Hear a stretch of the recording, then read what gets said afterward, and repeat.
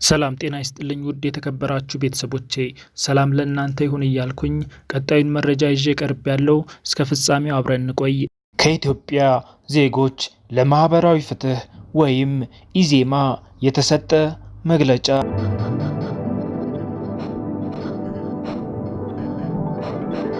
ለኢትዮጵያውያን የነጻነት እኩልነትና የዲሞክራሲ ጥያቄ የህይወታቸው አካል ነው ቢባል ማጋነን አይሆንም።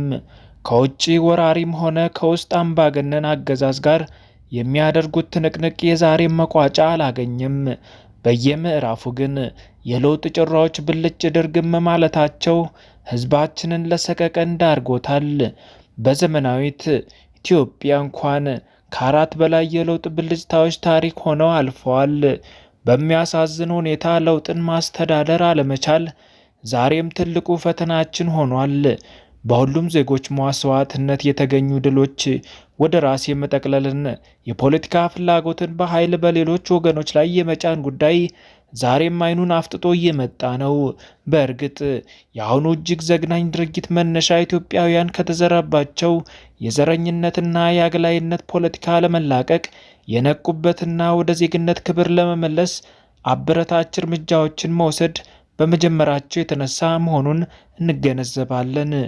በተለይ ዜጎች በእኩልነትና በወንድማማችነት መንፈስ መቆማቸውን የተመለከቱ የዘውግ ፖለቲካ ነጋዴዎች ጣረ ሞት ላይ መሆናቸውን በሚያሳይ ሁኔታ ተንፈራግጠዋል።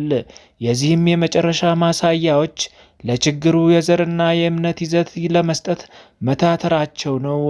ከነዚህም ጋር የህዝባቸውን የመልካም አስተዳደር የመሰረት ልማትና የስራ ዕድል ጥያቄዎችን መመለስ ያልቻሉ የመንግስት ሹሞች ጭምር ይህን የዘር በሽታ እያራገቡ መሆናቸውን እየታዘብን ነው። እነዚህ ወገኖች ያልተረዱት ዛሬ ደም መፋሰስን ያለመዱት ወጣት ጥያቄው እስካልተመለሰ ድረስ ነገም እነሱም በዚህ ሁኔታ እንደሚያጠፋቸው ነው። ዘውግን መሰረት ባደረገ የፖለቲካ ስርዓት በስሙ የያዙትን ስልጣን ተጠቅመው ቆምንለት የሚሉት ማህበረሰብ ከኖረበት ሲያፈናቅሉትና ሲዘርፉት እንደቆዩ ፀሐይ የሞቀው ሀቅ ነው። የህዝብን በተለይም የወጣቱን ሁለንተናዊ የደህንነትና የኢኮኖሚ ጥያቄዎች በዘላቂነት ለመመለስ የሚቻለው ከቀበሌ ጀምሮ በወረዳ በዞንና በክልል እንዲሁም በሀገር አቀፍ በየደረጃው ህዝብ በነጻነት በመረጣቸውና የተሻለ ሀሳብ ባላቸው መሪዎቹ ሲተዳደርና እውነተኛ ፌዴራላዊ የአስተዳደር ስርዓት ሲሰፍን ብቻ መሆኑን እናምናለን። ይህ እንዳይሆን የሚኳትኑ ግለሰቦች ባሳለፍነው ሳምንት በ2 ቀናት ብቻ ባደረሱት የዜጎችን የህይወት ማጥፋት ወይም መቅጠፍ፣ የአካል መጉደልና የንብረት መውደም የተሰማንን የልብ ስብራትና ጥልቅ ሐዘን እየገለጽን የሚከተሉትን ነጥቦች ላይ ያለንን አቋም እናሳውቃለን። አንደኛ፣ በተለይም ጥቅምት 13 እና 14 ለደረሰው ጥፋት መነሻ ከሆነው ተከብቤያለሁ በሚል በመንግስት አካል ማሳወቅ ሲገባው ወደ ህዝቡ ከረጨው ግለሰብ ጀምሮ በየደረጃው በሰው ህይወትና ንብረት ላይ አደጋ ያደረሱ ሰዎች ሙሉ ለፍርድ እንዲቀርቡ። ሁለተኛ፣ ለዜጎች ሞት ደንታ የሌላቸውና በግጭት የሚነግዱ የማህበራዊ ድረገጽና የተለያዩ የብዙሃን መገናኛዎች ህዝባችንን ለሌላ ተከታታይ ግጭቶች ከማድረጋቸው በፊት ስልጣን በተሰጠው አካል የማስተካከያ እርምጃ እንዲወሰድ። ሶስተኛ፣ በችግሩ ምክንያት በየአካባቢው በአሰቃቂ ሁኔታ የተጨፈጨፉ ከቤት ንብረታቸው የተፈናቀሉና ንብረታቸው የተወደመባቸው ዜጎች ተገቢውን ካሳ እንዲያገኙና በአስቸኳይ ተመልሰው እንዲቋቋሙ። አራተኛ፣ በአጥፊዎች ላይ የሚወሰደው እርምጃ ፈጽሞ ከፖለቲካዊ ወገንተኝነት የጸዳ የጸጥታ ኃይሉን ህዝባዊ ወገንተኝነትን ባረጋገጠ መልኩ እንዲሆንና መበቃቂያ እንዳይሆን በጥንቃቄ እንዲደረግ። ከዚህ ጋር በተያያዘ መንግስትን መቃወምና በህዝብ ድምፅ መቀየር ህጋዊና ተገቢ ተግባር ሲሆን አገርን የማዋረድና የማፍረስ ተግባር ግን ፈጽሞ የተከለከለና የሀገር ክህደት ወንጀል በመሆኑ ይህም በሚፈጽሙት ላይ እርምጃ መውሰድ ተገቢ መሆኑን አምስተኛ እስካሁን ለተፈጸሙት ህገወጥ ተግባራት መንግስት አስተማሪ እርምጃ ባለመውሰዱ ህዝብ መንግስትን ተጠያቂ እያደረገ ይገኛል። የመንግስት ኃላፊነቱን አለመወጣቱ ደግሞ ህዝቡ ተደራጅቶ ራሱን ወደ መከላከል ደመነፍሳዊ ሁኔታ ይገፋዋል። ይህም ማንም አሸናፊ ወደማይሆንበት እርስ በርስ እልቂት ይከተናል።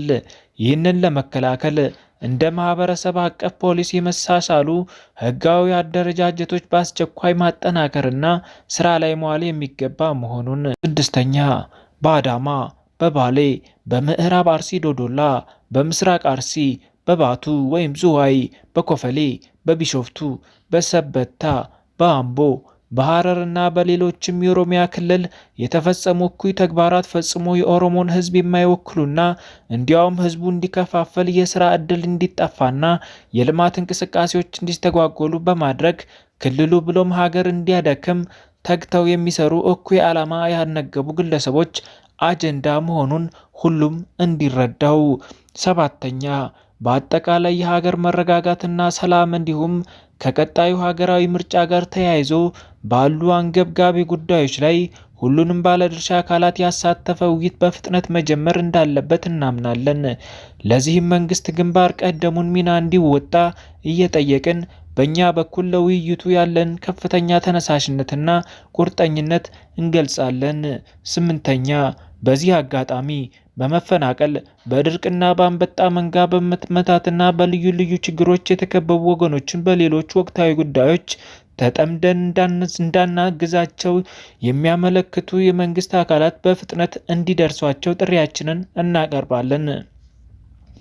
በመጨረሻም ህዝቡ በደረሱት ጥቃቶች ማዘኑን መበሳጨቱንና ይሁንና የሞራል ስብራት ተቀብሎ በዝምታ ለመቀመጥ መቸገሩን ተረድተናል። ሆኖም በዚህ አይነት ሁኔታ መረጋጋትና አስተውሎ መንቀሳቀስ ወሳኝ መሆኑን ለፓርቲያችን አመራር አባላት፣ ደጋፊዎችና ለህዝብ አደራ በማለት ከአምባገነናዊ ስርዓት ለመውጣትና ኢትዮጵያን ዲሞክራሲያዊ ሀገር አድርጎ ለማስቀጠል ከሚሹ ወገኖች ሁሉ በጋራ ለመስራት ያለንን ዝግጁነት እንገልጻለን። ለፖለቲካ ፓርቲዎች፣ ለግብረሰናይ ድርጅቶች፣ ለሀገር በቀል ማህበራት፣ ለሀገር ሽማግሌዎች፣ ለሃይማኖት አባቶችና ለሌሎችም የማህበረሰብ መሪዎች የጋራ ሀገር አንድ ጥሪ እናቀርባለን። ኢትዮጵያ በክብር ለዘላለም ትኑር። ጥቅምት 18 2012 ዓ.ም አዲስ አበባ። የኢዜማ መግለጫ ይህንን ይመስል ነበር። የሰዓቱ መረጃ ጨረስኩ። በሌላ ዜና እስከምንገናኝ ሰላም።